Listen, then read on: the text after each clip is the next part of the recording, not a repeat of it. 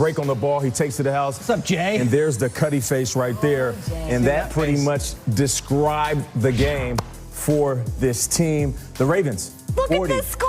40-0.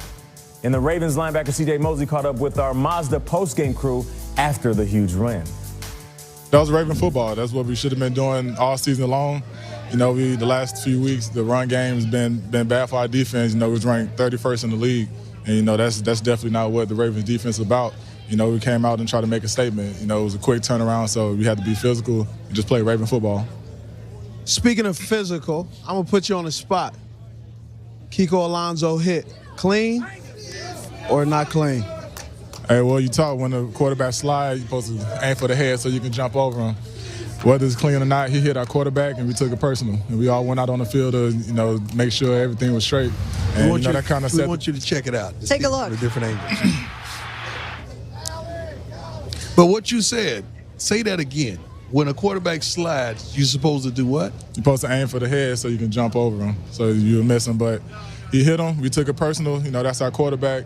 And that kind of set the tone for us in our defense. You know, we want to protect all our players, all our brothers, and that's kind of how we took it personal, and it led to that win.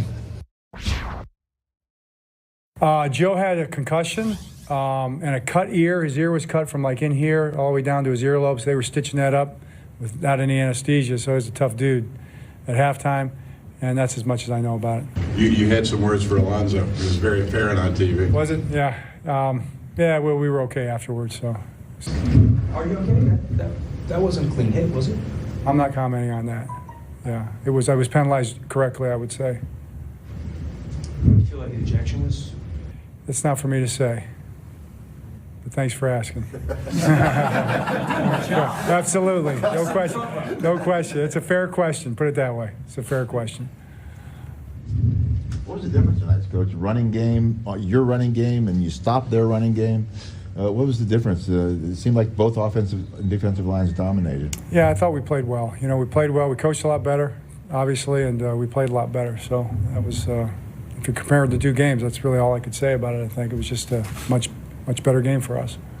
John Harbaugh, their 40-0 loss to the Ravens is Miami's worst shutout loss since Week 16, guys, back in 1997 against the Colts, who started who at quarterback? Jim Harbaugh. Love that. Which is sort of a nice little trivia here. But there's two things trending after this game. Right. Obviously, we want to give credit to the Ravens for pulling it out. They now, of course, are 4-4. Yep. But the things that are trending are the hits on the quarterback, on Joe Flacco. So Kiko Alonso, I want to see it. I want you guys to explain it and give me maybe every perspective that's out there. Well, here's the thing. You have a quarterback. He's looking at the first down marker. Every defender knows what the first down marker is. Kiko Alonso trying to protect the first down marker. Now, what Mosley was saying, if you aim high, you will fly over the quarterback when they slide with their feet. Okay. I'll say this to those that see every hit like this and say, those guys need to be ejected, need to be fired, they're done for. It's tough for a guy to run full speed and stop his feet as soon as the quarterback decides to flip his feet and dive feet first, because a quarterback, he can lower his shoulder, he can fall straight down, or he can dive with his feet. I'll go back to last week. Brett Hundley was running towards the sideline, and the DB pulled up thinking, I'm not going to chop this guy down because I'll get flagged, I'll get penalized, and I don't want that fine. Whoops. And what happened? Hundley's like, I'm not going out of bounds. I'm going to dip my shoulder, and I'm going to score a touchdown. Now the DB's in the meeting room. Everybody's looking at him like, what are you doing? So Kiko Alonso's thinking, all right, if I pull up and Flacco decides to lower his shoulder and he runs me over, now I'm not doing my job. But here's the problem. When you see a quarterback and he does make that quick bang-bang decision to slide with his feet, you don't take your shoulder and dip it down towards his helmet. That's where the problem is, and that's why a flag was thrown. As far as being thrown out of the game, that's not part of the rules. You can't implement it all of a sudden and say, oh, it looks bad to me, let's kick him out. This isn't baseball, and that's not going to happen. Was it a dirty hit? That's the thing. I have a few thoughts on it. So people I really trust in this industry have been telling me it's not a dirty hit. And then I saw last night on the halftime show that both Dion and Cower said it's not a dirty hit. Because look at the first down marker. And Kiko Alonso is selling out to go and get that. And Flacco was still on his feet. That said, we have put so many rules in about protecting the quarterbacks. Is it enough? I think that the players on the field should know that this isn't Devontae Adams, a wide receiver, and Danny Trevathan.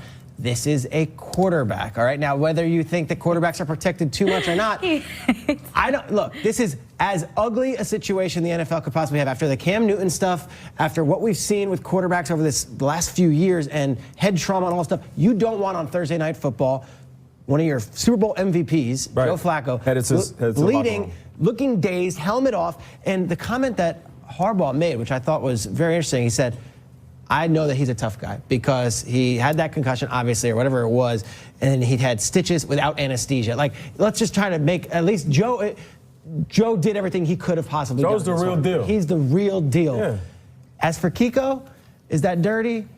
I'm not going to say it's necessarily dirty. I do think he might be facing a suspension just on the quarterback rules and the fact that you're not supposed to get them. Whether he intended it or not, the result was a Super Bowl MVP's helmet flying off, and the NFL got slapped around pretty bad after that week 1 last year when Cam Newton wasn't protected. We're trying to do everything we can to protect these quarterbacks, but he's a runner. I know he's on the field. He's running for a first down. So many levels, Kay. You posed the question, do we have enough rules to protect the quarterback? Over the past 10 years, they've made so many rules to protect the quarterback. Some I don't know would if it's O-line play. I'm just going to tell you this. There are more quarterback hits through 7 weeks of the season than there were since they started recording that stat, right? You have there have been 51 QB changes so far. These are the current injured quarterbacks. Yeah. Take a look at this.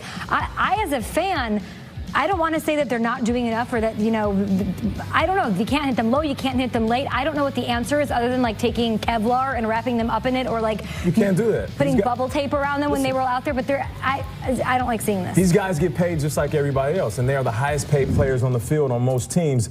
So you can't overprotect them. There's some players that would say we protect quarterbacks too much. And I don't want to sound insensitive or dismissive to guys getting banged up, but unfortunately this is part of the game. And it's going to continue to happen. Guys get injured on both sides of the ball. It's just when a quarterback goes down, it's like, oh, there's our franchise guy. The face of the team is walking to the locker room. But, Kay, guys are getting bigger, faster, stronger on the other side of the ball. So as soon as a quarterback leaves the pocket, the days of Michael Vick making everybody look foolish are over because you got guys that are Michael Vick's speed but stronger, faster, and big hitters on the other side of the ball. So when quarterbacks leave the pocket, I'll say this, you can break down the play however you want, but it's tough for a quarterback or a defender to put on the brakes within feet of each other in the heat of the moment. That's where this becomes more difficult. And I can appreciate a quarterback that can slide knowing I'm getting close to that breaking point where something is about to happen, and I don't want to get hit. And I remember talking to Matt Stafford when I got to Detroit, and the coach's biggest emphasis was, you need to learn how to slide sooner because Matt's a tough guy, and he wants to fight for every yard. Just like Carson Wentz, right? Just like Joe Flacco. Just like Joe Flacco. But you got to understand, you're putting yourself in the danger zone. Now, flag, rightfully so. Kiko Alonso, yeah, wrong, according to the rules. But these quarterbacks have to be aware, if I'm running for a first down, for a touchdown, if I'm going to get an extra yard, the guy on the other side of the ball is going to give that extra effort, and he can't always make the right decision in split seconds. I'm talking about this is split seconds. The average play lasts split seconds. This was decided within half a second. So it's hard for Kiko to say, okay, what is he going to do? Is he going to slide? Is he going to give me a shot? I don't know. So you're I got to sell out regardless. Suspending him wouldn't help. No, because that's not part of the rules. In real time, it's so hard. It's so hard. It's so difficult. And listen, we're talking about Kiko Alonso. In his career, of course, and then you do the rap sheet and you say, has he done anything? And the answer is no. But really quickly, yes or no, if that's Tom Brady, are we doing a different conversation this morning? Are we all freaking out and saying that this guy needs to be kicked out of the NFL? Right. No, because I played the game. I look at Tom Brady just like I look at everybody else. They all get paid. I don't care if it's a punter out there, a kicker out there, a long snapper, or a quarterback. They get paid like everybody else, and we get paid to make plays and take hits. Speaking of Brady, I think we all know the Patriots will probably